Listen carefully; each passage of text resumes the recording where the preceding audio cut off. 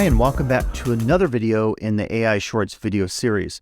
Today I have yet a further and additional application of GPT, and that is asking it to write a poem.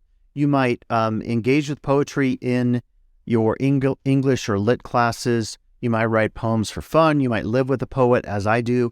And a question I think that comes up with this is, how is GPT going to impact the creative arts, whether music, playwriting, even dance potentially, and other creative fields out there? So let's jump on now and have a look. Okay, so for our next example, we will just start with GPT, and this is actually a previous response. It doesn't matter. The only thing you might think about is you can organize your chats here on the left side bar, the window here. So it makes it easy if you're trying to constantly work with the same material. It's a great way to actually organize things. I'm not really doing that, but it would be preferred, I would say, because that way you can have things organized in terms of keywords.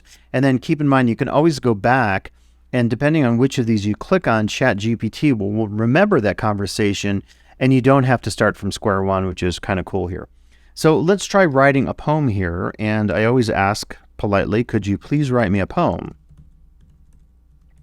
That I don't want a rhyming poem. I've noticed that GPT does a lot of rhymes. So that doesn't rhyme. And the subject of the poem is the controversies over AI in the world of education. I have no idea what it'll do. You can hit the return key or hit this little icon there, and it will start its generation of the content.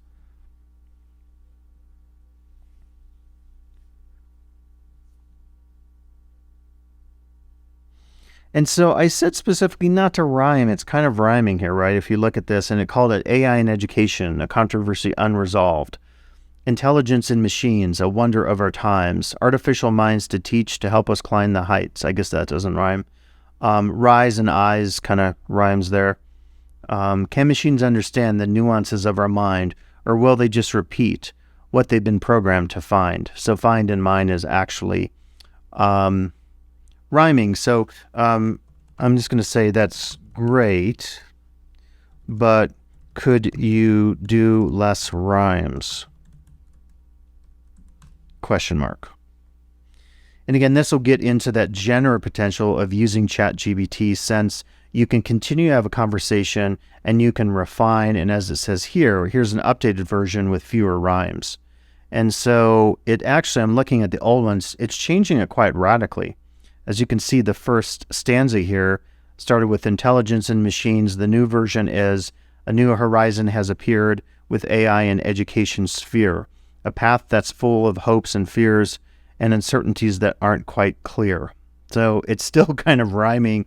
So at least in this case, it said it was going to take out the rhymes, but actually it just redid all the stanzas. And as you can see here, know, flow, so, glow, door, score, explore, adore. So I'm not really sure here. I could try to go back and refine it a little bit more to stop the rhyming, but I think it does show you that GPT is not necessarily a one-click stop for everything. So you can't just put in one prompt like it did here and expect to get something back that's amazing, that will be exactly what you're looking for. So if I wanted to, through that iterative process of GPT, I could go back here a little bit and try to tweak this and see if it could indeed get rid of the end rhymes here that are going on in the various stanzas in this poem.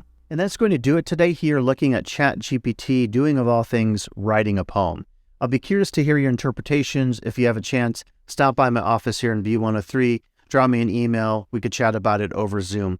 And I'll be back with additional videos in this AI Shorts video series.